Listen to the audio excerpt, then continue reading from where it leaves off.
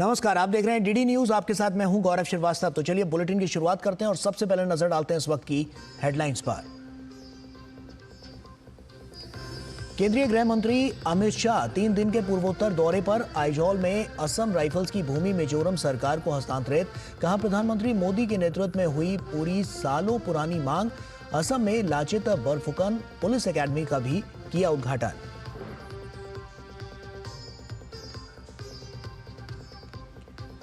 केंद्रीय मंत्री अश्विनी वैष्णव का तमिलनाडु दौरा। चेन्नई के थायूर हाइपरलूप परियोजना का किया निरीक्षण। रेल मंत्रालय के सहयोग से आईआईटी मद्रास द्वारा विकसित परियोजना से ट्रेनों के संचालन में मिलेगी मदद।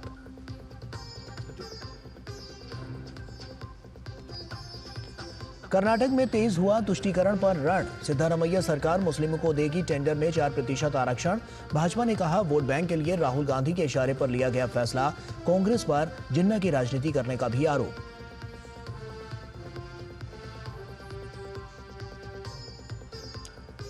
झारखंड और पश्चिम बंगाल में होली के त्योहार पर हिंसा। भाजपा का राज्य सरकारों पर तीखा हमला। तुष्टीकरण के लिए घुसपैठियों के साथ मिलकर त्योहारों को निशाना बनाने का लगाया आरोप।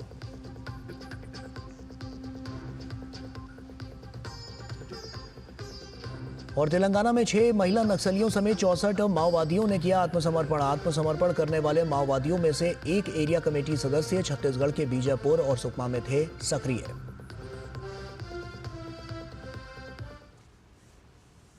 और आइए अब शुरुआत करते हैं। केंद्रीय गृह मंत्री अमित शाह ने आइजोल में असम राइफल्स और मिजोरम सरकार के बीच भूमि हस्तांतरण समारोह में हिस्सा लिया। गृह मंत्री ने समारोह को संबोधित करते हुए कहा कि 32 से 35 साल पुरानी मांग आज मोदी सरकार के नेतृत्व में पूरी हो गई है। यह हस्तांतरण असम राइफल्स और मिजोरम सरकार के बीच एक महत्वपूर्ण मील का पत्थर है। अमित शाह ने भविष्य के लिए विकास के लिए स्थानांतरण के महत्व और केंद्र और राज्य सरकारों के बीच सहयोग को मजबूत करने पर जोर दिया। समझौते के अनुसार असम राइफल्स अपने 23 सेक्टर मुख्यालय खाटला और राजभवन के पास तुईखुहट लांग में डीआईजी आवास को बरकरार रखेगी। अमित शाह का केंद्रीय गृह मंत्री के रूप में कार्यभार संभालने के बाद से मिजोरम का चौथा दौरा है।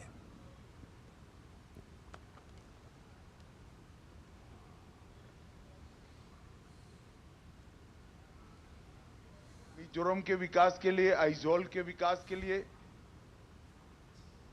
विशिष्ट प्रकार की टोपोग्राफी के कारण, जगह की कमी के लिए बहुत समय से ये मांग थी कि असम राइफल को यहां से स्थानांतरित कर इंटीरियर में भेजा जाए। और आज लगभग 30-35 साल पुरानी ये मांग को भारत सरकार के प्रधानमंत्री श्री नरेंद्र मोदी जी के एक महत्वपूर्ण निर्णय के कारण आज समाप्त होने जा रही। ये केवल एक एडमिनिस्ट्रेटिव डिसीजन नहीं है, भारत सरकार की मिजो जनता के प्रति रिस्पॉन्सिबिलिटी का प्रतीक है।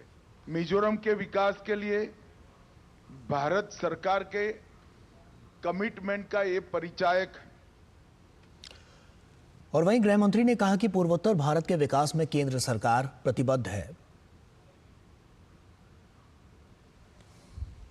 नरेंद्र मोदी सरकार, मोदी जी के नेतृत्व में 10 साल से पूरे नॉर्थ ईस्ट को मजबूत करने का, एकजुट करने का हर प्रयास कर रही है। नॉर्थ ईस्ट में टूरिज्म से लेकर टेक्नोलॉजी तक, स्पोर्ट्स से लेकर स्पेस तक और एग्रीकल्चर से लेकर एंटरप्रेन्योरशिप तक हर क्षेत्र में विकास के नए आयाम नरेंद्र मोदी सरकार गढ़ रही है।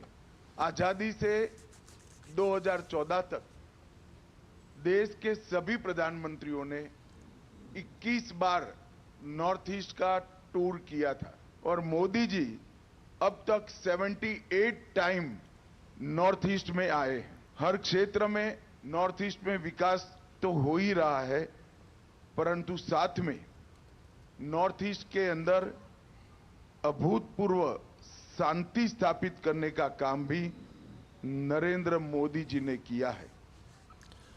और वहीं गृह मंत्री ने कहा कि केंद्र सरकार ने मणिपुर के विकास की दिशा में तेजी से काम किए जा रहे हैं।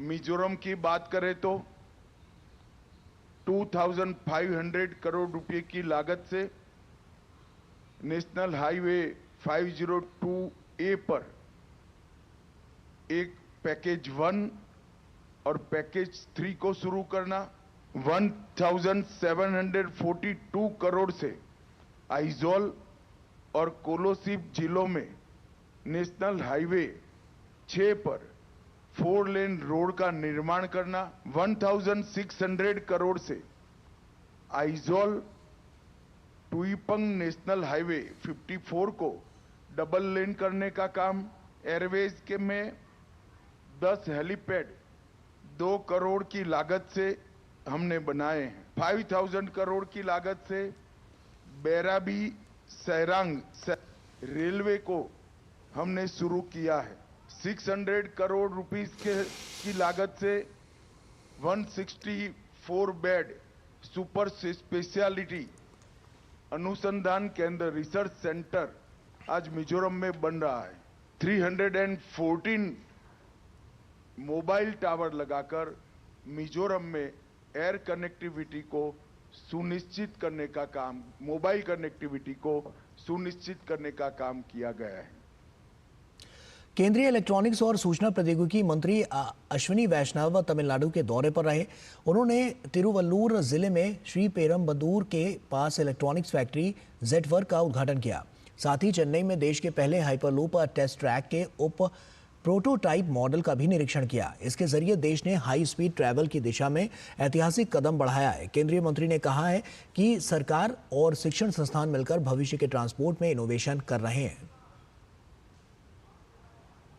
केंद्रीय इलेक्ट्रॉनिक्स और सूचना प्रौद्योगिकी मंत्री अश्विनी वैष्णव ने तमिलनाडु के तिरुवल्लूर जिले में श्री पेरम्बदूर के पास एक निजी इलेक्ट्रॉनिक्स फैक्ट्री जेटवर्क का उद्घाटन किया। उन्होंने इस सुविधा में विस्तार परियोजनाओं की आधारशिला भी रखी। उन्होंने कहा कि श्री पेरम्बदूर के पास पिलईपक्कम और मनालूर में 2 स्थानों पर 1,112 करोड़ के निवेश से इलेक्ट्रॉनिक्स इकाइयां स्थापित की जाएंगी। उन्होंने कहा कि ये इकाइयां हमारे इलेक्ट्रॉनिक्स उत्पादन के विकास को और गति प्रदान करेंगी। 2 electronics manufacturing clusters with investment of 1,112 crore, one in Pillaipakam, second Manalur. So these 2 will be set up as very large electronics manufacturing clusters. उन्होंने कहा कि प्रधानमंत्री नरेंद्र मोदी के नेतृत्व में बीते 1 दशक में देश में इलेक्ट्रॉनिक्स उत्पादन काफी बढ़ा है। आज इलेक्ट्रॉनिक उत्पाद देश की दूसरी सबसे बड़ी निर्यात सामग्री बन गई है। Today, electronics has become the second largest export item in the country, overtaking many conventional industries which had developed export over decades. And just see, within 1 decade, electronics has become the second largest. Rail मंत्री अश्विनी वैष्णव ने चेन्नई में देश के पहले hyperloop test track के उप prototype model का निरीक्षण किया। भारत ने हाई स्पीड ट्रेवल की दिशा में ऐतिहासिक कदम बढ़ाते हुए IIT मद्रास में पहला हाइपरलूप टेस्ट ट्रैक तैयार किया है। यह तकनीक 1000 किलोमीटर प्रति घंटा की रफ्तार हासिल कर सकती है। रेल मंत्रालय के सहयोग से विकसित इस प्रोजेक्ट के माध्यम से भविष्य में दिल्ली से जयपुर जैसी लंबी दूरी को मात्र 30 मिनट में तय किया जा सकता है। यह टेस्ट ट्रैक IIT मद्रास परिसर में स्थित है और इसकी लंबाई 422 मीटर है। यह टेक्नोलॉजी वैक्यूम ट्यूबों में विद्युत चुंबकीय तरीके से तैरने वाले पॉड्स का उपयोग करती है, जिससे फ्रिक्शन और वायु प्रतिरोध समाप्त हो जाता है। इससे यह लगभग 761 मील प्रति घंटा की गति तक पहुंचने में सक्षम होती है। इस पर रेल मंत्री अश्विनी वैष्णव ने कहा कि सरकार और शिक्षण संस्थान मिलकर भविष्य के ट्रांसपोर्ट में इनोवेशन कर रहे हैं। इस प्रोजेक्ट के लिए फंड रेल मंत्रालय द्वारा दिया गया है। ये पॉड मैग्नेटिक लेविटेशन यानी ट्रैक के ऊपर नहीं चलेगा, ट्रैक से ऊपर उठ के चलेगा। इस तरह का इसका एक्सपेरिमेंटेशन हो रहा है।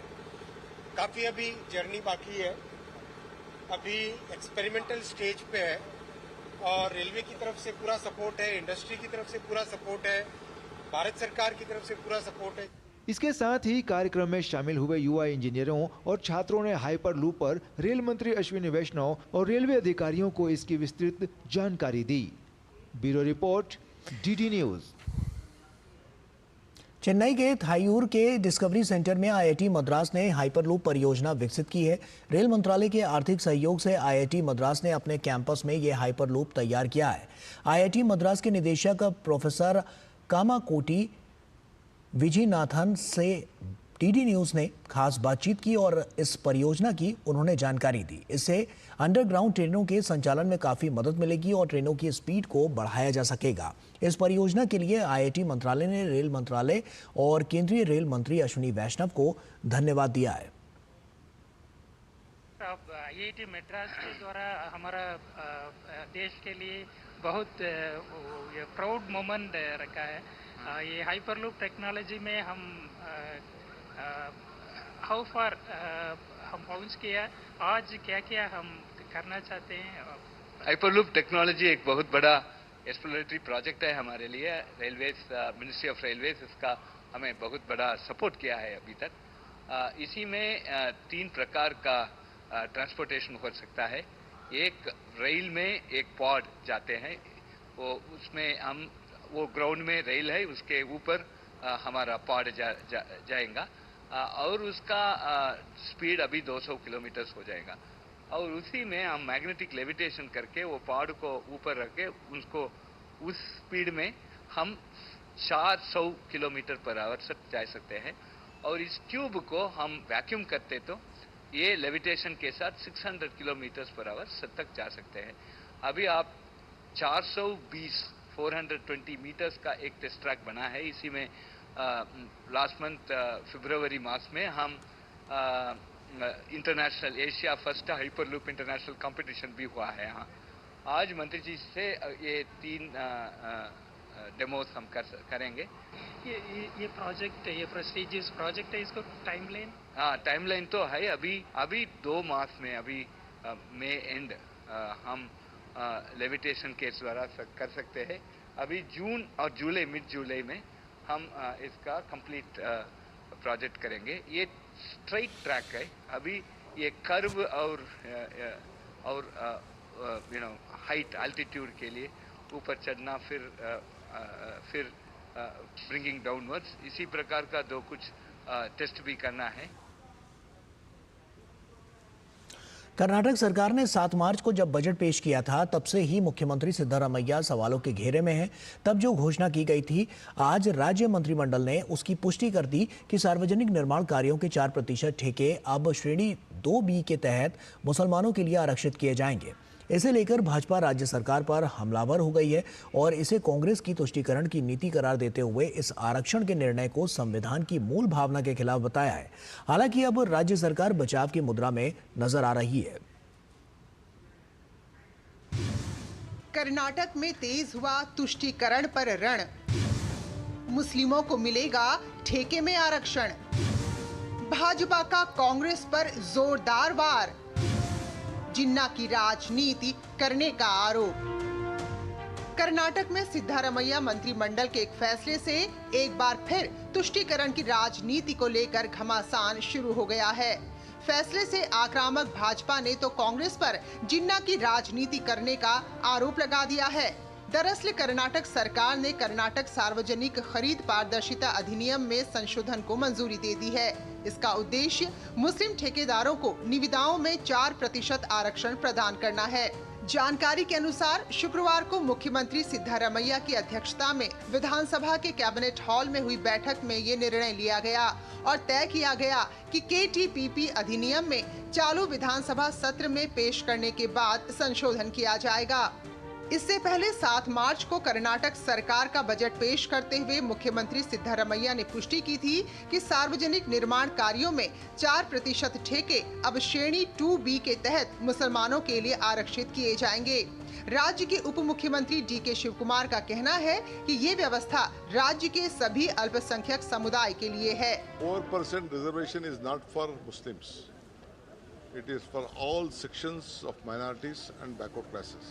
एक और कर्नाटक सरकार अपने फैसले के पक्ष में दलील दे रही है, तो वहीं भाजपा आरक्षण के निर्णय को संविधान की मूल भावना के खिलाफ बता रही है। भाजपा के राष्ट्रीय प्रवक्ता रविशंकर प्रसाद ने इसे तुष्टीकरण की राजनीति करार दिया है। उनका कहना है कि राहुल गांधी के इशारे पर वोट बैंक की राजनीति के लिए कांग्रेस ऐसे फैसले ले रही है।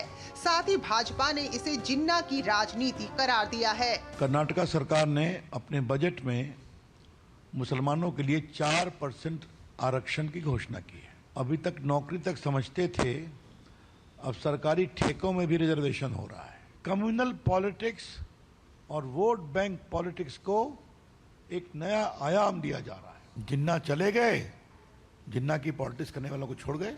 वहीं केंद्रीय मंत्री अर्जुन राम मेघवाल ने भी फैसले पर कड़ा एतराज जताते हुए कांग्रेस को नसीहत दे डाली कि उसे प्रधानमंत्री नरेंद्र मोदी से तुष्टीकरण के बजाय संतुष्टीकरण पर बल देना सीखना चाहिए। कुछ ऐसे दल हैं जो तुष्टीकरण की राजनीति करते हैं। प्रधानमंत्री मोदी जी तुष्टीकरण की बजाय संतुष्टीकरण पे बल देते हैं। जहां भाजपा इस फैसले को संविधान विरोधी बताते हुए लगातार विरोध करने का ऐलान कर रही है, वहीं सिद्धारमैया सरकार इसे लागू करने की इतनी जल्दी में है कि वो चालू बजट सत्र में संशोधन का बिल विधानसभा में लाने का मन बना चुकी है। Bureau report, DD news. और उधर झारखंड का गिरिडीह जिला, लोग होली के रंगों में थे सराबोर जब होली के जुलूस के दौरान दो गुटों के बीच हुई झड़प में कई लोग घायल हो गए। मौके पर पुलिस पहुंची, पर त्योहार पर हिंसा ने कई सवाल खड़े कर दिए। 22 लोगों को हिरासत में लेकर पूछताछ की जा रही है और भाजपा ने हिंसा के लिए बांग्लादेशी घुसपैठिए और राज्य के जेएमएम सरकार की तुष्टीकरण को जिम्मेदार ठहराया है। झारखंड में होली पर हिंसा, भाजपा का राज्य सरकार पर हमला, तुष्टीकरण के लिए घुसपैठियों से मेल, हिंदू त्योहार पर हो रहा है हिंसा का खेल।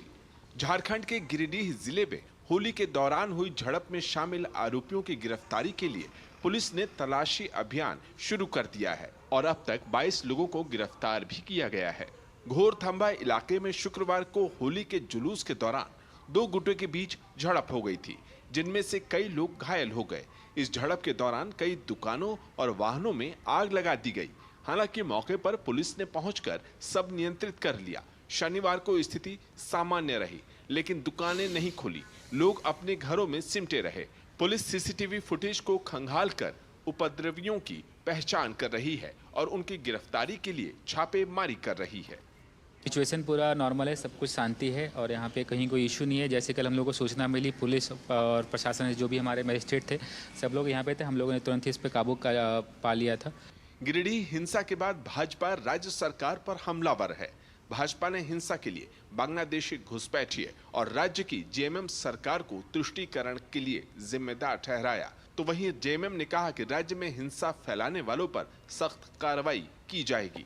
ये जो बढ़ाव है वो केवल बांग्लादेशी घुसपैठियों का है, बांग्लादेशी मुसलमानों का है और बांग्लादेशी मुसलमानों ने यहाँ के कल्चर को जो है वो तार-तार कर दिया है। इस कारण से होली में गोड्डा में घटना हो रही है, हजारीबाग में घटना हो रही है, रांची में घटना हो रही है, गिरिडीह में तो ये हो रहा है। अब देवघर में जो है दुकान जला दी गई है जसीडी और चकाई मोड़ पर। अब कई एक लोग कह रहे हैं कि इसी होली के हुड़दंग में जो है उसी बांग्लादेशी घुसपैठियों ने, मुसलमानों ने जो है जला दिया है।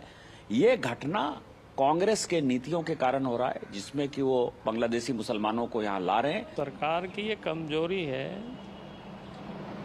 क्योंकि होली में लोग रंग खेलते हैं, अबीर खेलते हैं, गुलाल खेलते हैं, कोई डंडे लेकर के लोग निकलते नहीं है, लेकिन उसके ऊपर हमला करना, लाठी चला, उनके ऊपर पत्थर फेंकना, उनके दुकानों में आग लगा देना, ये तो तुष्टीकरण की पराकाष्ठा है। देखिए, घटना दुखद है, दुर्भाग्यजनक है। झारखंड में अमन, चैन, शांति पर एक चुनौती और जो कुछ बीमार मानसिकता वाले लोग हैं जो किसी भी तरफ प्रभोग करते हैं, धार्मिक उन्माद फैलाते हैं, दो धर्मों के बीच वैमनस्यता फैलाना, यही उनका काम है। गिरिडीह हिंसा पर उत्तर प्रदेश के मंत्री संजय कुमार निषाद ने कहा कि भाजपा शासित राज्यों की कानून व्यवस्था और दूसरी पार्टी के शासन में यही अंतर है। यूपी में पूरी तरह से शांति से होली निपट गई, तो वहीं झारखंड में हिंसा हुई। इस टाइम पर नमाज पढ़ेंगे, वहाँ कुछ भी नहीं होना चाहिए। और इस टाइम पर होली है, होली में भी कुछ नहीं होना चाहिए, नहीं तो जो जिस लायक होगा वहाँ चला जाएगा, हवा में जाने वाला हवा में जाएगा, और नहीं तो प्रदेश छोड़ना प्रदेश जाएगा, जेल जाना होगा जेल जाएगा। प्रशासन ने इलाके में शांति बहाली करने के लिए बड़ी संख्या में पुलिस बल तैनात कर दिए हैं। अब दोषियों को चिन्हित कर उनके खिलाफ कार्रवाई की जा रही है। Bureau report, DD news. और पश्चिम बंगाल में तो होली को लेकर राज्य सरकार के रवैये और निर्देशों पर पहले ही विभाजनकारी सोच के आरोप लग रहे थे, लेकिन बीरभूम में होली पर जो हिंसा की खबर आई उसे लेकर ममता बनर्जी सरकार पर पुलिस और प्रशासन पर निष्क्रियता का आरोप लग रहा है, क्योंकि तामलुक, नंदकुमार और कई अन्य जगहों पर भी झड़पें हुई। भाजपा का आरोप है कि पश्चिम बंगाल सरकार सांप्रदायिक हिंसा की घटनाओं को छिपाने की कोशिश कर रही है। बीरभूम में होली पर हिंसा, इंटरनेट सेवा निलंबित, भारी पुलिस बल तैनात, भाजपा ने ममता सरकार पर साधा निशाना। क्या मामले को दबाने की हो रही है कोशिश? पश्चिम बंगाल के बीरभूम जिले के सैंथिया में होली पर दो समूहों के बीच झड़प के बाद स्थिति तनावपूर्ण हो गई। मामले में पुलिस ने 21 लोगों को गिरफ्तार किया है। राज्य सरकार ने अफवाहों को रोकने के लिए सैंथिया शहर और 5 अन्य निकटवर्ती पंचायत क्षेत्रों हटोरा, मठपालसा, हरिसरा, दरियापुर और फुलुर में 17 मार्च तक इंटरनेट सेवाएं निलंबित कर दी हैं। एक अधिकारी के मुताबिक सूचना मिलने के बाद पुलिस तुरंत मौके पर पहुंची और स्थिति को नियंत्रण में किया। उन्होंने बताया कि हिंसा में दोनों समूहों के कुछ लोगों को मामूली चोटें आईं और उन्हें चिकित्सा सहायता दी गई। अधिकारी ने बताया कि कानून व्यवस्था की स्थिति बनाए रखने के लिए क्षेत्र में अतिरिक्त बल तैनात किया गया है। इस पर भाजपा नेता और पश्चिम बंगाल विधानसभा में नेता प्रतिपक्ष सुवेंदु अधिकारी ने ममता बनर्जी सरकार की आलोचना की है और पुलिस पर विभाजनकारी और तुष्टीकरण की राजनीति करने का आरोप लगाया है। सुवेंदु अधिकारी ने कहा कि इंटरनेट सेवाओं पर यह प्रतिबंध न केवल राज्य में कानून और व्यवस्था की स्थिति के बिगड़ने का सबूत है, बल्कि प्रशासन की ओर से स्थिति को नियंत्रित करने में असमर्थता की स्वीकृति भी है। सिर्फ बीरभूम ही नहीं, पश्चिम बंगाल में तामलुक, नंदकुमार और कई अन्य जगहों पर झड़पें हुईं। पश्चिम बंगाल सरकार अपनी साख बचाने के लिए सांप्रदायिक हिंसा की घटनाओं को छिपाने की पूरी कोशिश कर रही है। मैं केंद्रीय गृह मंत्रालय और महामहिम बंगाल के राज्यपाल से आग्रह करना चाहूँगा कि वे राज्य में कानून और व्यवस्था की बिगड़ती स्थिति के बारे में पश्चिम बंगाल के मुख्य सचिव से रिपोर्ट मांगें। मुख्य सचिव को केंद्रीय गृह मंत्रालय और राज्यपाल कार्यालय को एक उचित रिपोर्ट भेजनी चाहिए, जिसमें पिछले कुछ दिनों में पश्चिम बंगाल में हो रही हिंसक घटनाओं का वास्तविक और ईमानदार विवरण हो। वहीं भाजपा विधायक अग्निमित्र पोल ने ममता बनर्जी सरकार पर तुष्टीकरण की राजनीति करने का आरोप लगाया, तो वहीं केंद्रीय मंत्री और पश्चिम बंगाल भाजपा अध्यक्ष सुकांत मजूमदार ने कहा कि पुलिस का इस हद तक राजनीतिकरण हो गया है कि पुलिस अपना प्रभाव खो चुकी है। पश्चिम बंगाल की पुलिस को ममता बनर्जी ने पूरी तरीके से खत्म कर दिया। ये जो प्रोफेशनलिज्म होता है पुलिस का, इसका पूरा खत्म पुलिस मंत्री ने, पुलिस मिनिस्टर ने, होम मिनिस्टर ने कर दिया। प्रशासन और ममता बनर्जी तुष्टीकरण का राजनीति कर रहे हैं। मैंने करते जाओ, हिंदू के ऊपर अत्याचार करते जाओ। बीरभूम जिले के सैंथिया में प्रशासन ने कुछ आरोपियों को पकड़ा है, बाकी की तलाश की जा रही है। लेकिन जिस तरह से इंटरनेट सेवा बंद की गई है, उससे ममता सरकार की मंशा पर भी सवाल उठना लाजमी है। Bureau report, DD news. और वहीं देश के साथ ही साथ विदेशों में भी होली का उत्साह देखा गया। पोलैंड की राजधानी वॉर्सो स्थित भारतीय दूतावास और वहां रह रहे भारतीयों ने होली समारोह का आयोजन किया। सूरीनाम की राजधानी पारामारिबो के भारत भवन में होली फगवा उत्सव का आयोजन किया गया। सूरीनाम के राष्ट्रपति चंद्रिका प्रसाद संतोखी ने भी इस कार्यक्रम में शिरकत की। इंडोनेशिया में सबसे बड़े प्रवासी भारतीय समुदाय संघों में से एक इंडिया क्लब जकार्ता के सहयोग से होली महोत्सव का आयोजन किया गया। कार्यक्रम में भारत के राजनयिक और बड़ी संख्या में भारतीय समुदाय के लोगों ने हिस्सा लिया। श्रीलंका में भी प्रवासी भारतीयों ने पूरे उत्साह के साथ होली मनाई। कोलंबो में समुद्र तट पर भारतीय समुदाय के कोलंबो इंडियंस समूह ने माउंट लाविनिया होटल के बीच पर होली महोत्सव का आयोजन किया, जिसमें भारतीय राजनयिक समेत बड़ी संख्या में श्रीलंकाई नागरिकों ने भी हिस्सा लिया। बिहार के पूर्व मुख्यमंत्री लालू प्रसाद यादव के बड़े बेटे तेज प्रताप यादव की सत्ता जाने के बाद भी हनक बरकरार है। उनके सरकारी आवास पर आयोजित होली समारोह में इसकी बानगी देखने को मिली। 2 बार बिहार सरकार में मंत्री रहे और वर्तमान में समस्तीपुर के हसनपुर से आरजेडी विधायक तेज प्रताप ने कार्यक्रम में अपनी सुरक्षा में तैनात पुलिसकर्मी से ठुमके लगवाए। इतना ही नहीं, ठुमके न लगाने पर उसे सस्पेंड करने की भी धमकी दी। तस्वीरें आप भी देखिए। सिपाही, दीपक, एक गाना बजाएंगे, उसमें तुमको ठुमका लगाना, ठीक है? बुरा मत मानो, होली है, आज नहीं ठुमका लगाओगे तो सस्पेंड कर दिए जाओगे। बाबा हरिहर नाथ सोनापुरा में होली है, बाबा हरिहर नाथ सोनापुरा में होली है। और वहीं तेज प्रताप के इस हरकत के बाद अब सियासत गर्मा गई है। भारतीय जनता पार्टी और जेडीयू ने तेज प्रताप पर निशाना साधा है। जो बीज बोया जाता है, पौधा तो उसी तरह के निकलेगा, फल फूल उसी तरह का लगेगा, इसमें कोई नया बात नहीं है। राजद का कल्चर ही है कानून का धज्जी उड़ाना, संवैधानिक पद पर बैठे व्यक्ति का मजाक उड़ाना और संविधान का बार बार अपमान करना। एक पुलिसकर्मी को ठुमका लगाने का आदेश दे रहे हैं और ठुमका नहीं लगाने पर क्या उसके खिलाफ कार्रवाई होगी, इसकी धमकी भी दे रहे हैं। दरअसल बिहार बदल गया है। तेज प्रताप यादव हो या तेजस्वी यादव या लालू जी के पूरे कुनबे के लोग, उन्हें एक बात समझनी होगी कि बदलते बिहार की जो तस्वीर है उसमें इस तरह के हरकतों की कोई जगह नहीं है। जैसे पिता वैसे पुत्र। पहले पिता मुख्यमंत्री के रूप में अपने इशारों पर कानून को नचवाते थे और बिहार को जंगल राज में उन्होंने तब्दील कर दिया। अब बेटा सत्ता के बाहर होने के बाद भी उसी प्रकार से धमकी और दबाव से कानून और कानून के रखवालों को उंगलियों पर नचाने की कोशिश और चेष्टा करते हैं। आरजेडी तो केवल जंगल राज में विश्वास रखती है। भारतीय जनता पार्टी ने मुख्यमंत्री एमके स्टालिन के नेतृत्व वाली तमिलनाडु सरकार पर सरकारी तमिलनाडु राज्य विपणन निगम के माध्यम से 1000 करोड़ रुपए का शराब घोटाला करने का आरोप लगाया है। भाजपा का दावा है कि प्रवर्तन निदेशालय की चल रही छापेमारी ने बड़े पैमाने पर वित्तीय अनियमितताओं को उजागर किया है।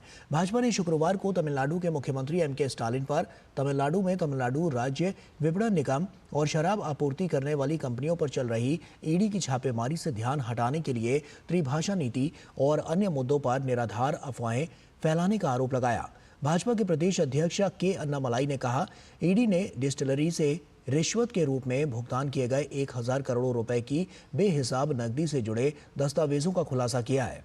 उन्होंने आरोप लगाया कि डीएमके ने सिस्टम में हेराफेरी करके अपनी पार्टी के खजाने को भरने के लिए आम लोगों को लूटा है। उन्होंने तमिलनाडु के मुख्यमंत्री एमके स्टालिन को कहा कि उन्हें इन रिश्वत को पाने वाले लोगों का नाम का खुलासा तमिलनाडु की जनता के सामने करना चाहिए। अन्नामलाई ने कहा कि उन्हें खुद से ये भी पूछना चाहिए कि क्या उन्हें तमिलनाडु के सीएम के रूप में बने रहने का नैतिक अधिकार है। भाजपा ने इस मुद्दे पर तमिलनाडु में 17 मार्च 2025 को चेन्नई के एगमोर में थलमुथु नटराजन मलिगई में TASMAC मुख्यालय के बाहर विरोध प्रदर्शन का आह्वान किया है। भाजपा ने तमिलनाडु के लोगों से अपील की है कि वे इस भ्रष्ट डीएमके सरकार के खिलाफ इस विरोध प्रदर्शन में बड़ी संख्या में उनके साथ जुड़े। The investigation is happening on day 1, day 2, day 3. We all have sources, like media has got source. I also have my source.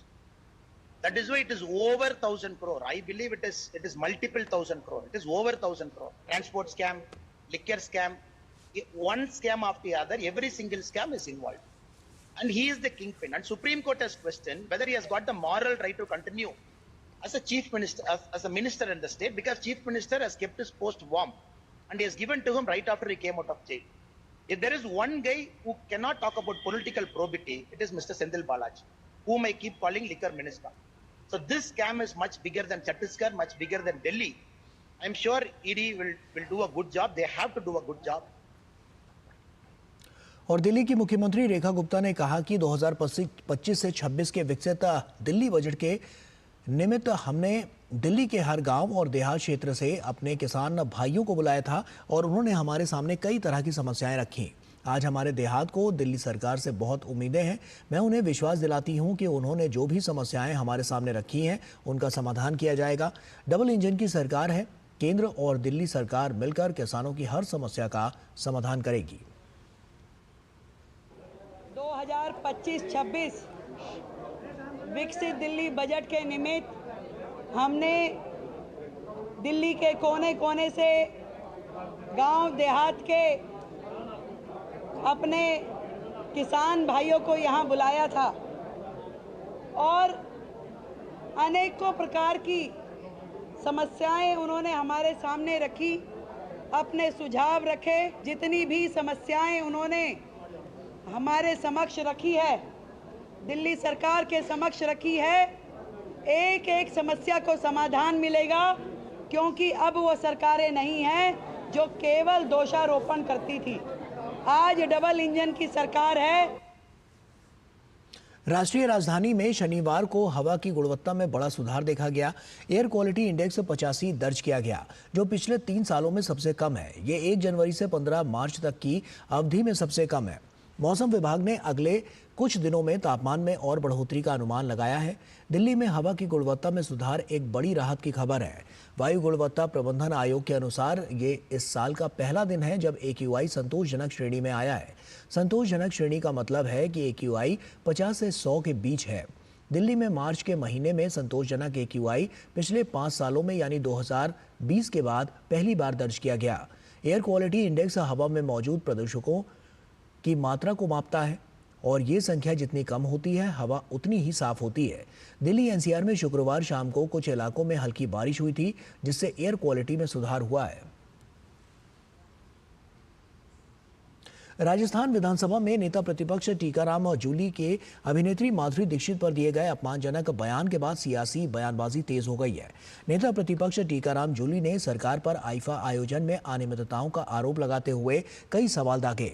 उन्होंने कहा कि सरकार इसे बड़ा आयोजन बताने में जुटी हुई है, लेकिन हकीकत यह है कि इसमें शाहरुख खान के अलावा कोई फर्स्ट ग्रेड का कलाकार नहीं आया। उन्होंने बॉलीवुड अभिनेत्री माधुरी दीक्षित को सेकंड ग्रेड बताकर उनका अपमान किया। टीकाराम जूली ने कहा कि माधुरी दीक्षित का दौर अब खत्म हो चुका है, अब वो सेकंड ग्रेड की अभिनेत्री हो चुकी हैं। टीकाराम जूली के बयान की भाजपा ने कड़ी आलोचना की है। भाजपा प्रदेश अध्यक्ष मदन राठौड़ ने भी टीकाराम जूली के ऊपर तंज कसते हुए कहा कि आखिर पता नहीं जूली कौन से विशेषज्ञ हैं जो फर्स्ट और सेकंड ग्रेड तय कर रहे हैं। अब ये उनका अनुभव कब से होने लग गया है? वो एक्ट्रेस के बारे में A ग्रेड B ग्रेड देने लग गए। ये प्रशिक्षण उन्होंने कहाँ से प्राप्त कर लिया? ये सर्टिफिकेट वो देने के लिए उन्होंने कोई बहुत बड़ा अनुभव प्राप्त किया होगा, विश्लेषण किया होगा कि एक्ट्रेस को भी A grade B grade C grade वो दे सके। ये जूली साहब की और वो परीक्षण क्षमता वो जाने। और वहीं टीकाराम जूली को अपनी ही पार्टी कांग्रेस में विरोध झेलना पड़ रहा है। पूर्व मुख्यमंत्री अशोक गहलोत ने इस मुद्दे पर कहा कि हमें कलाकारों का सम्मान करना चाहिए। फिल्मी दुनिया में कलाकारों का कोई अलग दर्जा नहीं होता, सभी कलाकार समान होते हैं। एक्टर जो भी आए हैं उन सबका हमें स्वागत करना चाहिए। उसमें कोई दर्जा नहीं होता भाई ये सीनियर है या जूनियर है। वो तो एक फिल्मी दुनिया है। फिल्मी दुनिया के अंदर तो कलाकार कलाकार ही होता है। मैं तो कलाकार कोई हो, उन सबका मैं सम्मान करता हूँ। भारतीय स्टेट बैंक ने अपनी नवीनतम इको रैप रिपोर्ट जारी की है और जिसमें भारतीय अर्थव्यवस्था के महत्वपूर्ण पहलुओं पर प्रकाश डाला गया है। रिपोर्ट में महंगाई दर के रुझान, औद्योगिक विकास, मौद्रिक नीति से अपेक्षाओं और कॉरपोरेट क्षेत्र के प्रदर्शन का व्यापक विश्लेषण किया गया है, जिसमें सकारात्मक वृद्धि का अनुमान लगाया गया है। हालांकि कुछ वैश्विक आर्थिक अनिश्चितताओं पर भी नजर बनाए रखने की सलाह दी गई है।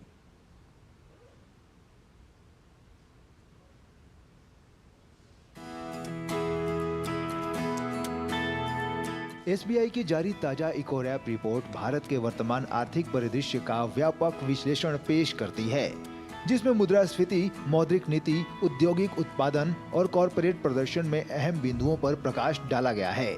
एसबीआई रिसर्च के मुताबिक चालू वर्ष में आरबीआई संचयी ब्याज दरों में 75 आधार अंकों की कटौती कर सकता है। अप्रैल और जून 2025 में लगातार कटौतियां हो सकती हैं, जबकि अक्टूबर 2025 में तीसरी कटौती संभव है। यह पूर्वानुमान मुद्रास्फीति के स्थिर रहने की उम्मीद पर आधारित है। रिपोर्ट में बताया गया है कि फरवरी 2025 में सीपीआई महंगाई दर 3.6% तक गिर गई, जो 7 महीने का निचला स्तर है, जिसकी अहम वजह खाद्य पदार्थों की कीमतों में आई उल्लेखनीय गिरावट को माना गया है। खास तौर से लहसुन, आलू और टमाटर की कीमतों में भारी गिरावट के कारण 20 महीनों में पहली बार सब्जियों की महंगाई दर नकारात्मक हो गई। माना जा रहा है कि महाकुंभ मेले के चलते लहसुन की खपत में कमी आई है, जिससे इन कीमतों में बदलाव देखने को मिला है। रिपोर्ट के मुताबिक औद्योगिक उत्पादन में जनवरी 2025 में 5% की मजबूत वृद्धि दर्ज हुई, जो दिसंबर 2024 में 3.2% रही थी, जिसमें मैन्युफैक्चरिंग और खनन सेक्टर का अहम योगदान रहा।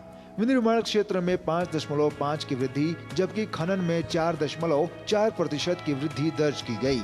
रिपोर्ट में बताया गया कि भारतीय कंपनियों ने मजबूती दिखाई और वित्त वर्ष 2025 की तीसरी तिमाही में करीब 4000 लिस्टेड कंपनियों की कुल आय 6.2% बढ़ी है। Capital goods, consumer durables, FMCG, health care और फार्मास्यूटिकल जैसे क्षेत्रों में मजबूत वृद्धि देखने को मिली, जो वैश्विक आर्थिक चुनौतियों के बीच कॉरपोरेट क्षेत्र के लचीलेपन को दर्शाता है। इकोरैप रिपोर्ट में भारत के लिए सकारात्मक आर्थिक प्रक्षेप पर प्रकाश डाला गया है, जिसमें घटती महंगाई दर, मजबूत औद्योगिक उत्पादन और स्वस्थ कॉरपोरेट आय शामिल है। हालांकि वैश्विक आर्थिक अनिश्चितताओं और बढ़ती आयातित महंगाई पर नजर बनाए रखना भी जरूरी होगा। शिशिर सालार की रिपोर्ट, डीडी न्यूज। और भारत के विदेशी मुद्रा भंडार में बड़ा उछाल देखने को मिला है। भारतीय रिजर्व बैंक की हाल की रिपोर्ट के मुताबिक 7 मार्च को समाप्त हुए सप्ताह में विदेशी मुद्रा भंडार 15.26 अरब डॉलर बढ़कर 653.96 अरब डॉलर तक पहुंच गया। यह बीते 2 वर्षों में सबसे बड़ी साप्ताहिक बढ़ोतरी है। इससे पहले 1 मार्च को समाप्त हुए हफ्ते में विदेशी मुद्रा भंडार में 1.78 अरब डॉलर की गिरावट दर्ज की गई थी, जिससे ये 638.69 अरब डॉलर रह गया था। हाल ही में विदेशी मुद्रा भंडार में गिरावट का कारण भारतीय रिजर्व बैंक द्वारा रुपए की स्थिरता बनाए रखने के लिए बाजार में हस्तक्षेप किया गया था। सितंबर 2024 में देश का विदेशी मुद्रा भंडार अपने 704.88 अरब डॉलर के सर्वकालिक उच्चतम स्तर पर पहुंचा था। इस बार विदेशी मुद्रा भंडार में वृद्धि का श्रेय 28 फरवरी को रिजर्व बैंक द्वारा किए गए 10 अरब डॉलर के विदेशी मुद्रा विनिमय को दिया जा रहा है। इसके तहत रिजर्व बैंक ने रुपए के बदले अमेरिकी डॉलर खरीदे थे, जिससे बाजार में तरलता बढ़ी और मुद्रा भंडार में बढ़ोतरी हुई। और आइए अब नजर डालते हैं फटाफट अंदाज में अन्य खबरों पर। केंद्रीय मंत्री और तेलंगाना भाजपा अध्यक्ष जी किशन रेड्डी ने बेगमपेट रेलवे स्टेशन का जायजा लिया और अमृत भारत स्टेशन योजना के तहत चल रहे विकास कार्यों का निरीक्षण किया। इसरो ने LVM-3 M6 मिशन के लिए CE-20 क्रायोजेनिक इंजन की उड़ान स्वीकृति के लिए सफलतापूर्वक हॉट टेस्टिंग की। तमिलनाडु के महेंद्रगिरी स्थित इसरो प्रोपल्शन कॉम्प्लेक्स में इसका परीक्षण किया। तेलंगाना के कोठागुडेम पुलिस मुख्यालय में चलाए गए एक अभियान के तहत 64 माओवादी सदस्यों ने पुलिस के समक्ष आत्मसमर्पण किया है। आत्मसमर्पण करने वाले माओवादियों में 6 महिला भी शामिल हैं। ये सभी बीजापुर और सुकमा जिले के सदस्य हैं। पंजाब के अमृतसर में बाइक सवार 2 युवकों ने ठाकुर द्वारा मंदिर के बाहर ग्रेनेड फेंक कर विस्फोट किया। हमले के दौरान मंदिर के पुजारी अंदर ही थे। मुख्यमंत्री भगवंत मान ने कहा कि राज्य में शांति भंग करने की कोशिश की जा रही है। उत्तर प्रदेश के संभल में भारतीय पुरातत्व सर्वेक्षण की टीम पहुंची शाही जामा मस्जिद। इलाहाबाद हाईकोर्ट से अनुमति मिलने के बाद ASI की निगरानी में मस्जिद के बाहरी हिस्से की शनिवार से शुरू हुआ रंगाई पुताई का काम। महाराष्ट्र में अवैध बांग्लादेशी नागरिकों के फर्जी प्रमाण पत्र बनाने का मामला आया सामने। महाराष्ट्र के लातूर में 9 लोगों के खिलाफ केस दर्ज किया गया। सभी ने नकली दस्तावेज का इस्तेमाल करके भारत में बनाए थे जन्म प्रमाण पत्र। हरियाणा के सोनीपत जिले में भारतीय जनता पार्टी के नेता सुरेंद्र की कल होली के दिन गोली मारकर हत्या कर दी गई। हत्या का कारण जमीन विवाद बताया जा रहा है। पुलिस कर रही है मामले की जांच। बीजेपी ने मुख्यमंत्री एम.के. स्टालिन के नेतृत्व वाली तमिलनाडु सरकार पर सरकारी तमिलनाडु राज्य विपणन के माध्यम से 1000 करोड़ रुपए के शराब घोटाला करने का आरोप लगाया है। बीजेपी का दावा है कि प्रवर्तन निदेशालय की चल रही छापेमारी ने बड़े पैमाने पर वित्तीय अनियमितताओं को उजागर किया है। बिहार के मुंगेर में भीड़ ने एएसआई संतोष कुमार सिंह पर हमला कर उनकी जान ले ली। पुलिस के अनुसार संतोष कुमार नंदलालपुर गांव में शराब पीकर हंगामा कर रहे लोगों को शांत करने मौके पर पहुंचे थे, जहां आरोपी और उसके पूरे परिवार ने उन पर हमला कर दिया। भारत के पब्लिक ब्रॉडकास्टर प्रसार भारती को हॉकी इंडिया द्वारा आयोजित हॉकी इंडिया वार्षिक पुरस्कार 2024 में अमूल्य योगदान के लिए जमन लाल शर्मा पुरस्कार से सम्मानित किया गया। शनिवार को नई दिल्ली में आयोजित एक भव्य समारोह में प्रसार भारती बोर्ड के अध्यक्ष नवनीत कुमार सहगल ने पुरस्कार ग्रहण किया। इस आयोजन में केंद्रीय संसदीय कार्य मंत्री किरेन रिजिजू और हॉकी इंडिया के अध्यक्ष दिलीप तिर्की को भी पुरस्कार प्रदान किया गया। इस मौके पर प्रसार भारती बोर्ड के अध्यक्ष नवनीत सहगल ने कहा कि हॉकी को बढ़ावा देने में प्रसार भारती के OTT प्लेटफॉर्म वेव्स ने अहम योगदान दिया है। Prasar Bharati we tried to make hockey reach every nook and corner of this country. You know, as Mr. Jitin Prasad was saying, there is a need for a Grameen Hockey League, and we at Prasar Bharati through Doordarshan and our new OTT network, that is Waves, platform Waves, we are trying to make hockey reach every nook and corner of the country to, you know, encourage not only the players but also give them honor and respect that they deserve. केंद्रीय युवा मामले और खेल मंत्री मनसुख मांडविया रविवार को दिल्ली के Jawaharlal Nehru stadium में 3 दिवसीय फिट इंडिया कार्निवल का उद्घाटन करेंगे। 3 दिवसीय फिटनेस और वेलनेस महोत्सव फिट इंडिया कार्निवल 16, 17 और 18 मार्च को आयोजित किया जाएगा, जिसका मकसद एक स्वस्थ और सक्रिय जीवन शैली को बढ़ावा देना है, जो फिट इंडिया मूवमेंट के नागरिकों के और तंदुरुस्त होने, स्वस्थ और मोटापे से मुक्त राष्ट्र के निर्माण में योगदान दे सके। कार्यक्रम में आगामी खेलो इंडिया पैरा गेम्स के शुभांकर, लोगो और खेलों के गीत का अनावरण भी किया जाएगा। खेलो इंडिया पैरा गेम्स 20 से 27 मार्च के बीच राष्ट्रीय राजधानी में आयोजित किए जाएंगे। इस मौके पर खेल मंत्री डॉक्टर मनसुख मांडविया के अलावा खेल राज्य मंत्री रक्षा खडसे, बॉलीवुड स्टार आयुष्मान खुराना, पहलवान और फिटनेस आइकॉन संग्राम सिंह और वेलनेस गुरु मिकी मेहता सहित कई विशेष अतिथि मौजूद रहेंगे। फिट इंडिया कार्निवल के 3 दिनों के दौरान रस्सी कूदना, स्थिर साइकिल चलाना, arm wrestling, cricket, bowling, squat और पुशअप चैलेंज सहित कई अन्य खेल गतिविधियां मुख्य आकर्षक होंगी। नई दिल्ली में आयोजित विश्व पैरा एथलेटिक्स ग्रां प्री में जहां भारतीय पैरा खिलाड़ियों ने शानदार प्रदर्शन करते हुए 134 पदक जीते, तो वहीं इस मंच ने देश के हजारों दिव्यांग बच्चों को आशा की नई रोशनी दी। देखिए खास रिपोर्ट। खेलेगा इंडिया तो खिलेगा इंडिया। देश में खेलों को लेकर बदल रहे माहौल के बीच अंतर्राष्ट्रीय मंच पर भारतीय पैरा खिलाड़ियों का शानदार प्रदर्शन देखने को मिल रहा है। अभी हाल ही में नई दिल्ली में आयोजित विश्व पैरा एथलेटिक्स ग्रांड प्री 2025 में भारत के पैरा खिलाड़ियों का शानदार प्रदर्शन देखने को मिला। पैरा खेलों का यह मंच न सिर्फ पैरा खिलाड़ियों के लिए यादगार रहा, बल्कि उन भारत के तमाम दिव्यांग बच्चों और उनके माता पिता के लिए भी आशा की एक नई किरण के रूप में सामने आया। जवाहरलाल नेहरू स्टेडियम के ट्रैक पर अपने सपनों को पंख लगाती ये हैं 7 साल की अम्मू। जन्म से ही दिव्यांग अम्मू की मां प्रीति का सपना उन्हें एथलीट बनाने का है और इसके लिए वो कोई कसर नहीं छोड़ना चाहती। विश्व पैरा एथलेटिक्स ग्रांड प्री में अम्मू की मां ने दिव्यांग खिलाड़ियों के प्रदर्शन को देखा तो उनके सपनों की उड़ान और ऊंची हो गई। मैं भी अपने बच्चे को, मेरी बेटी है, मैं इसको पैरा गेम में डालना चाहती हूँ, इसलिए मैं यहाँ लेकर आई एक बार देखने के लिए, नॉलेज मिले मुझे कि किस तरीके से यहाँ बच्चे का वर्क करते हैं, कैसे खेलते हैं। यहाँ ऐसे ऐसे जो विश्वास ही नहीं होता कुछ कर रहे हैं, मतलब किसी के पैर नहीं है, किसी के हाथ में इतनी प्रॉब्लम है, मतलब काफ़ी चीज़ें ऐसी देखने के लिए मिलती है, मतलब विश्वास ही नहीं हो रहा वो लोग कर रहे हैं।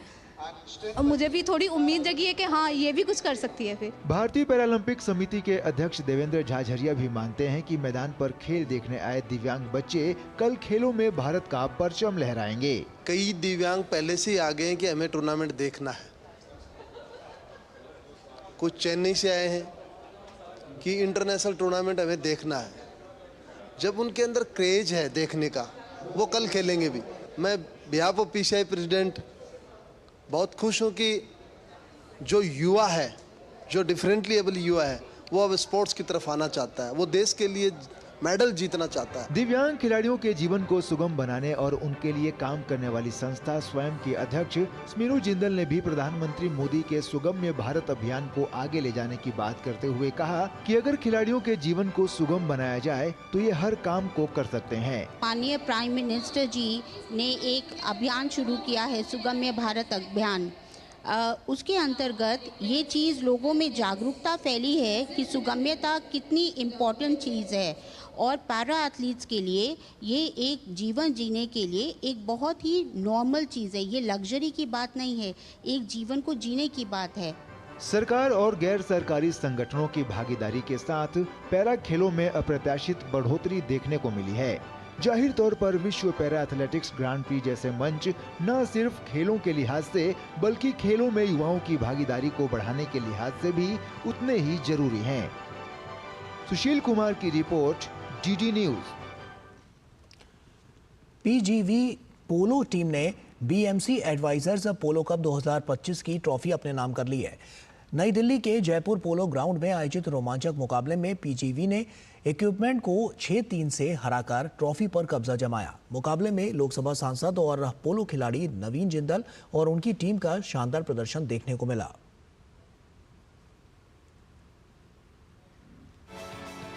बीएमसी एडवाइजर्स पोलो कप 2025 में पीजीवी और इक्विपमेंट की टीम के बीच एक प्रदर्शनी मैच का आयोजन हुआ।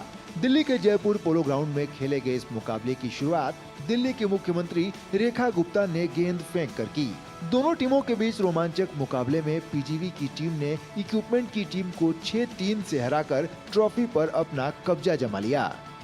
मुकाबले के बाद राज्यसभा सांसद विक्रमजीत सिंह साहनी ने विजेता खिलाड़ियों को ट्रॉफी प्रदान करने के साथ उन्हें जीत की बधाई दी।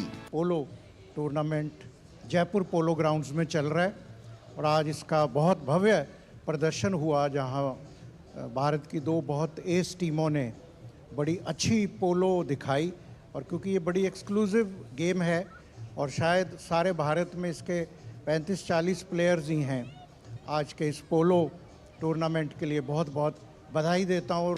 वहीं लोकसभा सांसद और पीजीवी टीम के कप्तान नवीन जिंदल ने जीत की खुशी जाहिर करते हुए कहा कि पोलो भारत का खेल है और आज यह खेल नए रूप में सामने है। पोलो भारत का तोहफा है विश्व को। जो आज मॉडर्न पोलो खेली जाती है पूरी दुनिया के अंदर, ये भारत में इसको डिस्कवर किया गया था और भारत का तोहफा है। इसलिए हमारा फ़र्ज़ बनता है कि हम पोलो को बढ़ावा दें।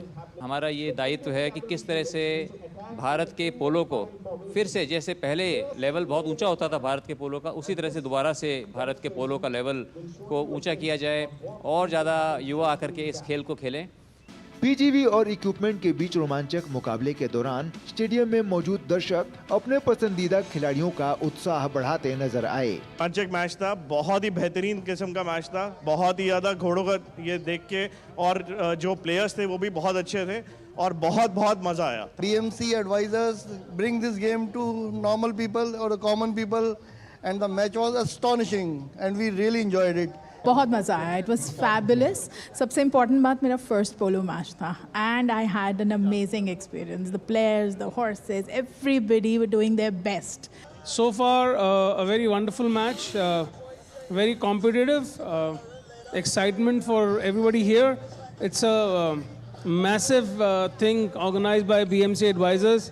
पिछले कुछ सालों में नवीन जिंदल और बीएमसी एडवाइजर्स जैसे संस्थानों ने पोलो के खेल को आगे ले जाने में अहम भूमिका निभाई है। भारत में शुरू हुआ पोलो का यह खेल आज एक नए अंदाज में खेला जा रहा है, जिसमें न सिर्फ भारतीय खिलाड़ी बल्कि अंतर्राष्ट्रीय पोलो खिलाड़ी भी अपने खेल का हुनर बिखेर रहे हैं। सुशील कुमार की report, DD news.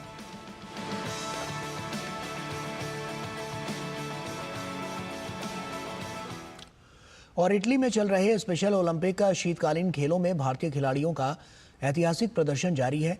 Special Olympic शीतकालीन खेलों में भारत की महिला टीम ने स्कीइंग और स्नो शोइंग में 2 पदक जीते, तो वहीं पुरुष टीम ने कई पदक जीतकर अपना दबदबा बनाया है। देखिए ट्यूरिन से डीडी न्यूज संवाददाता नारायण सिंह की ये खास रिपोर्ट।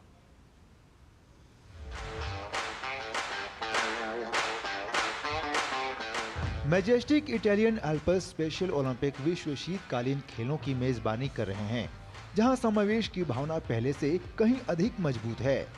बर्फीले मैदान और ठंडी हवाओं के बीच कड़ी प्रतिस्पर्धा में भारत के विशेष एथलीट अपने शानदार प्रदर्शन के साथ इतिहास बना रहे हैं। भारतीय स्पेशल एथलीटों ने अल्पाइन स्कीइंग और स्नो शूइंग में अपने प्रदर्शन से हर किसी को प्रभावित किया है। महिला टीम ने अपनी ताकत और दृढ़ संकल्प का परिचय देते हुए स्नो शूइंग में 2 पदक जीते। विशेष ओलंपिक भारत के प्रतिनिधिमंडल के प्रमुख परीक्षित महदूदिया ने उनके समर्पण की प्रशंसा की। वहीं पदक विजेताओं ने भी अपनी जीत की खुशी व्यक्त की। These athletes are doing an amazing and a wonderful job, and they are performing greatly at the world stage. We are really very happy for them and very happy with their performance at this stage. Of course, happy. Very happy. Competition कैसा था इधर? काफी अच्छा था। अच्छा था। तो हरा के कितना मजा आया आपको? फर्स्ट 1 बाडोनेकिया में खेल और स्नोबोर्डिंग का रोमांचक मिश्रण देखने को मिला। इस बीच क्रॉस कंट्री स्कीइंग में भारतीय एथलीटों ने चुनौती का डटकर सामना किया। वहीं स्पेशल ओलंपिक के ग्लोबल मैसेंजर गिल्मर बोर्ग ने लोगों को एक साथ लाने में खेलों के प्रभाव पर प्रकाश डाला। Despite not having so much snow, they are here winning medals. So they are showing that despite the conditions, they are still giving their all, and that is what Special Olympics is all about. Special Olympic विश्व शीतकालीन खेलों के snow shooing में भारत की पुरुष team ने कई पदक जीतकर अपना दबदबा बनाया। Special Olympic world winter games ने साबित कर दिया है कि क्षमता सीमाओं से नहीं बल्कि साहस से परिभाषित होती है। नारायण सिंह की report, DD news, Italy. Delhi Capitals और मुंबई इंडियंस के बीच शनिवार को खेले गए महिला प्रीमियर लीग 2025 के फाइनल मुकाबले में मुंबई इंडियंस ने दिल्ली कैपिटल्स को 8 रन से हराकर मैच जीत लिया। मुंबई इंडियंस ने दूसरी बार WPL का फाइनल जीता है और इससे पहले हरमनप्रीत कौर के नेतृत्व वाली मुंबई इंडियंस की टीम ने पहले बल्लेबाजी करते हुए 20 ओवर में 7 विकेट खोकर 149 रन बनाए हैं। कप्तान हरमनप्रीत कौर ने सर्वाधिक 66 रन बनाए। 150 रनों का लक्ष्य का पीछा करने उतरी दिल्ली कैपिटल्स टीम की शुरुआत भी खराब रही और 9 विकेट के नुकसान पर 20 ओवर में 141 रन ही बना सकी।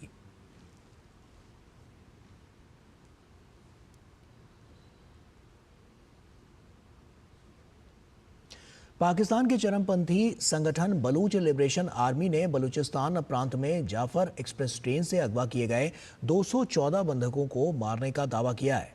BLA ने एक बयान में कहा है कि पाकिस्तानी सेना को अल्टीमेटम दिए जाने के बावजूद उन्होंने इस पर ध्यान नहीं दिया, जिसके बाद 214 बंधकों को मार दिया गया। बलूच विद्रोही संगठन ने युद्ध बंदियों की अदला बदली के लिए पाकिस्तान को 48 घंटे का अल्टीमेटम दिया था। बलूच लिबरेशन आर्मी ने कहा कि उसने हमेशा अंतर्राष्ट्रीय कानून के अनुसार काम किया है, लेकिन पाकिस्तान की जिद ने उन्हें ऐसा करने के लिए मजबूर किया। इससे पहले पाकिस्तान सेना ने दावा किया था कि बलूचिस्तान में जाफर एक्सप्रेस ट्रेन में बचाव अभियान पूरा हो गया है। सुरक्षा बलों की कार्रवाई में 33 आतंकवादी मारे गए हैं। BLA ने 11 मार्च को ट्रेन का अपहरण किया था। बलूच लिबरेशन आर्मी के BLA इस लड़ाई में शहीद हुए 12 स्वतंत्रता सेनानियों को श्रद्धांजलि अर्पित करता है, जिन्होंने दुश्मन के खिलाफ सर्वोच्च बलिदान दिया।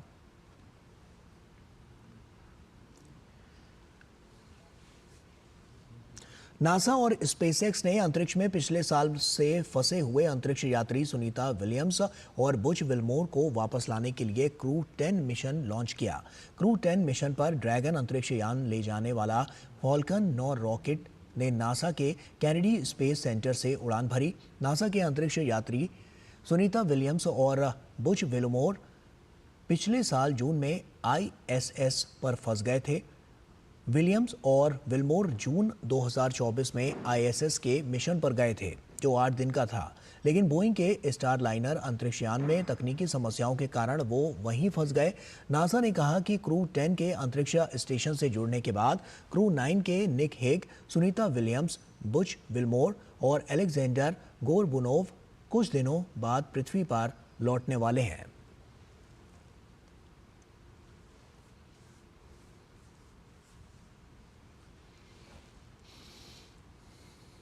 अमेरिकी राष्ट्रपति डोनाल्ड ट्रंप ने कहा है कि वो नहीं चाहते थे कि भारत के प्रधानमंत्री नरेंद्र मोदी और उनसे मिलने आए अन्य वैश्विक नेताओं को वॉशिंगटन में संघीय भवनों के पास तंबू और भित्ति चित्र देखने को मिले। ट्रंप ने अमेरिका की राजधानी की साफ सफाई का आदेश दिया है। ट्रंप ने शुक्रवार को न्याय मंत्रालय में अपने वक्तव्य में कहा कि वे अपने शहर की सफाई कर रहे हैं और अपराध नहीं होने देंगे। उन्होंने कहा कि अब तक वॉशिंगटन के मेयर म्यूरियल बोसर ने राजधानी की सफाई की दिशा में अच्छा काम किया है। मुगल शासक औरंगजेब को लेकर महाराष्ट्र में चल रही सियासी बहस तेज हो गई है। शिवसेना उद्धव ठाकरे गुट के नेता संजय राउत ने महाराष्ट्र सरकार के कार्यकाल को औरंगजेब से तुलना की है। इस बयान के राज्य की राजनीति में जुबानी जंग तेज हो गई है और सत्ता पक्ष के दलों ने भी इस पर पलटवार किया है। भाजपा ने शिवसेना उद्धव ठाकरे गुट के नेता संजय राउत पर महाराष्ट्र सरकार के कार्यकाल को औरंगजेब के समय के से भी बदतर बताने पर तीखा हमला बोला है। भाजपा नेता केशव उपाध्याय ने राउत के बयान को राजनीतिक षड्यंत्र का हिस्सा बताया है। उन्होंने कहा कि शिवसेना के नेता अपनी पार्टी की नाकामियों को छिपाने के लिए इस तरह के बेबुनियाद आरोप लगा रहे हैं। इस देश में एक रिकॉर्ड किया गया है, वो उद्धव ठाकरे ने किया। हिंदू विरोधी सरकार, इसका अगर इतिहास लिखा जाएगा तो उसमें सबसे पहला नाम हिंदू विरोधी सरकार यानी उद्धव ठाकरे सरकार का था। उसी उद्धव ठाकरे जब मुख्यमंत्री थे तभी हिंदुओं की जो फेस्टिवल थे उस पर बैन लगाया गया था। हिंदू साधुओं की हत्या भी उसी समय की गई थी पब्लिक में।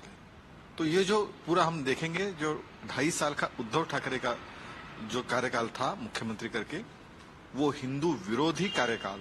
इसलिए उद्धव ठाकरे ये हिंदू विरोधी मुख्यमंत्री है, ये भूल गए शायद संजय राउत। भाजपा नेता कृष्णा हेगड़े ने संजय राउत के बयान की कड़ी निंदा की है। उन्होंने कहा कि महायुति सरकार राज्य के 13 करोड़ लोगों के आशीर्वाद से बनी है।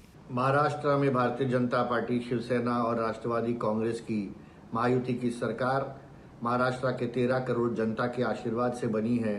और अगर संजय राउत जी उनके 13 करोड़ जनता के समझदारी पर, उनके विवेक पर प्रश्न चिन्ह लगाते हैं तो मुझे लगता है कि महाराष्ट्र की जनता उनको कभी माफ नहीं करेगी।